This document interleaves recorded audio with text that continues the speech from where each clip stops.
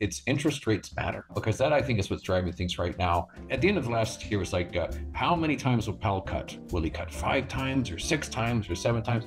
How about zero? We're almost halfway through the year. There's been nothing. I mean, they're already mangling the data hard to make it seem like inflation's not too terrible. The rates are rising. They've been doing so, frankly, all year long. And stocks are finally starting to feel the pinch. So let's look at some charts together, because like I say, it's a good day. I'm eager to walk you through some info here. We begin with the spider. As pleased as I am with all the red on the screen, we haven't broken anything. Just kind of hanging out upper echelon zone.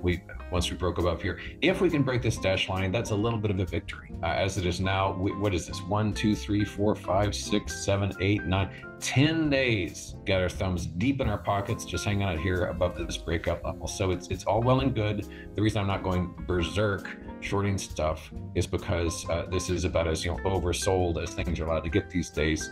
By way of example, I bought a bunch of EEM puts yesterday and sold them this morning for 175% profit. Really atypical for me. I don't like doing those short-term things, but I got the devil out of there because those were expire Friday. Not my bag. I like lots of months on this. Yesterday was a strong enough day that I decided to take advantage of it, but not today. I'm a little nervous about how interest rates matter. This is a TBT, shows it pretty well. This is the ultra short on bonds. It is very healthy. As you can see, it has been making the very definition of a bull market.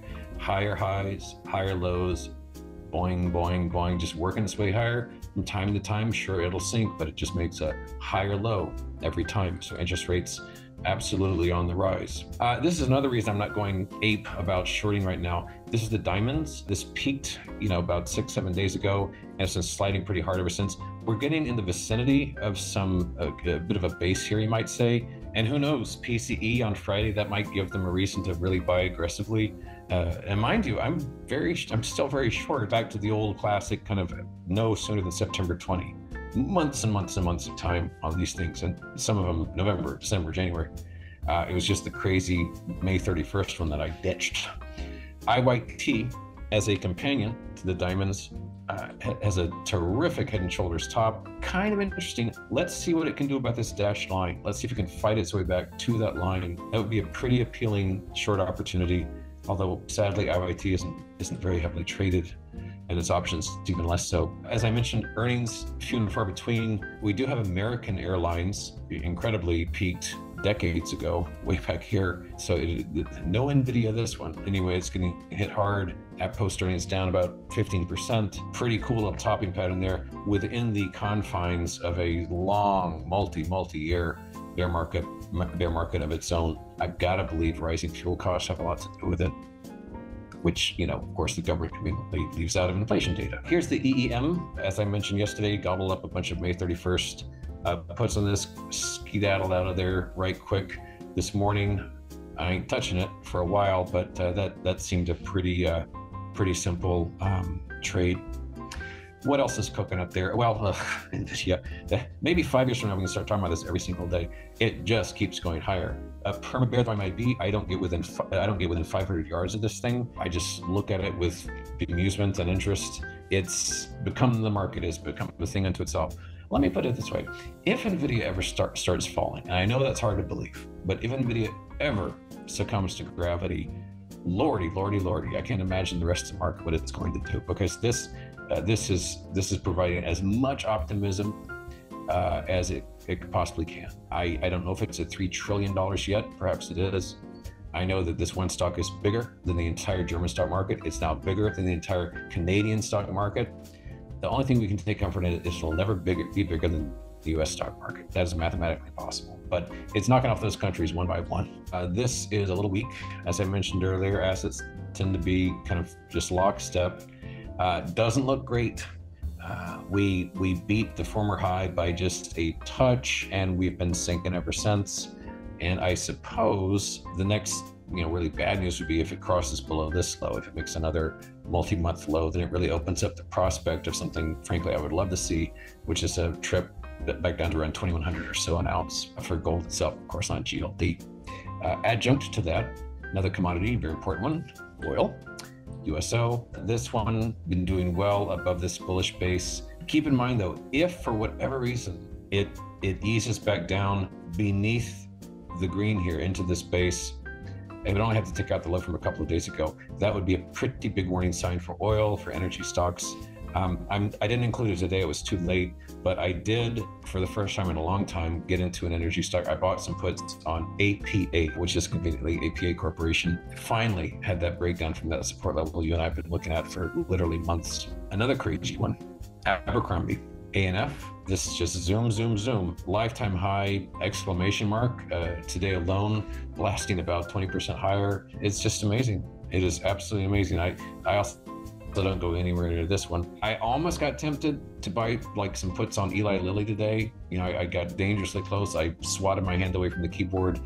Stocks that just keep going up, they can pull stuff like this. They can just keep shocking to the upside, which for the shareholders is delightful, and for everybody else who sold earlier and never owned it isn't so great.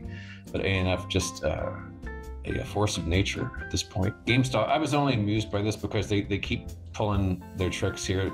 We had our meme stock craziness from 2 weeks ago. I guess yesterday they started messing around with it again. Huge volume, a lot of dynamism, just a mess. And I've got to believe there's a few winners and a whole lot of losers funding all those winners. This is just a crazy, crazy stock. GPRE, we have looked at this one before too. Green Plains is just a big old friendly top, and it's just working its way nice and steadily lower. I would say the same for 5-9, which I think I mentioned yesterday. FIVN, this harkens back to what I keep talking about with respect to don't think just because the stock has fallen a lot that it's done falling. Just like don't think it's because it's risen a lot, like say ANF, that it stopped, that it won't rise anymore. We have 5N here sinking even lower and getting rather close to even breaking that enormous range that's tinted there in magenta. Unity, we've mentioned this one the past couple of days too. Symbol U, beautiful head and shoulders. It just keeps going lower. Firm support at 0, but otherwise it's anybody's guess. So anybody who's short this or what have you, congratulations. This one's really outperforming, if we can use that term. Crypto, talk about this maybe once or twice a week. I think it's important to keep an eye on this because of that point I keep hitting on, which is about all assets being joined at the hip. On this day, Ethereum captured the public's imagination again with respect to how high crypto might go. There's a lot of chatter about Ethereum ETFs, just like Bitcoin ETFs got people very excited, I guess a couple of months back. We've hung on to those gains, we're lingering up here.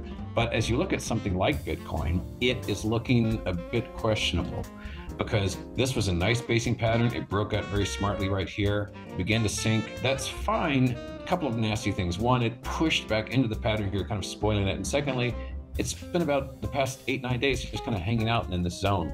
It's not catching fire, so that's not a very good sign for crypto. It's really got to like shake loose those crypto blues to blast higher. I would say if we get under, for example, if we get under this bar even, just forget about it. I think we can just assume that this was a complete fake out at this point. Okay, yesterday I made mention about going through my positions. Today I've carved out the bottom of the show just to go through those. There's 8 of them. These are simple. These are just long puts expiring no earlier than September 20 all the way into January. So just in alphabetical order, we have Comerica, CMA, and I've the little dashed line. That's my typical stop loss price. That's when I'll just get out of the position. I keep tightening and tightening those up. They're all nicely profitable. Here is CZR, Caesars Entertainment. Beautiful top on that one, slipping really nicely lower today. Our old friend Dollar Tree. It's the only one of these 8 that's up a little bit. That's okay. It's got a nice profit on there already. Just kind of let it be. IBM, a handsome drop on this one today. Zoom in here. This lower dashed line is my new stop on this, rather tight stop. Next one up is Key, which is for KeyCore. This is a longer term one, broke this trend line. It's kind of a slow mover thanks to the rise in interest rates. It's causing some weakness there in financial stocks like KeyCore. The next one is our old buddy Royal Caribbean, RCL, which is finally showing a bit of weakness. And ultimately, what we want to see on this one is a failure of that lower line, that purple line that you see right there. Very big news. And the stop on this one quite tight. We're very close to lifetime highs on this. We want to not make a new one. A couple more, actually just one more of these. SL Green, this is SLG, the symbol, and a little syncitude on this one, and drag that dash line to the new gap that we've got.